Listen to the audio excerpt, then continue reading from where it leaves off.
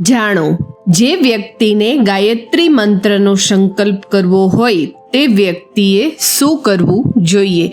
ગાયત્રી મંત્રનો જાપ કરનાર વ્યક્તિએ સૌથી પહેલાં એ સંકલ્પ કરવો જોઈએ કે હું સૌપ્રથમ પોતાના મન, બુદ્ધિ, ચિત્ત અને અહંકારમાં બેઠેલી કુબુદ્ધિને દૂર કરવામાં કોઈ પણ જાતની કસર બાકી નહીં રાખું. સાથે જ જો મારી ભાવનાઓ, વિચારધારાઓ, માન્યતાઓ કે આદતોમાં જ્યાં પણ કુબુદ્ધિ હશે તેને દૂર કરીને જ રહીશ. સાથે જ હંમેશા હું અસત્યનો ત્યાગ કરીશ અને સત્યને ગ્રહણ કરીશ. શાસ્ત્ર પ્રમાણે જે વ્યક્તિ આ રીતે આચરણ કરીને ગાયત્રી મંત્રનો સંકલ્પ કરે છે તેના અંતર આત્મામાં સાક્ષાત ભગવાન નિવાસ કરે છે અને તે વ્યક્તિ પોતાના જીવનના લક્ષ્યને પ્રાપ્ત કરે છે. ઈશ્વરની કૃપા મેળવવા માટે આ સંકલ્પને વ્યક્તિએ જીવનભર નિભાવવો એ જરૂરી છે. જય માતાજી.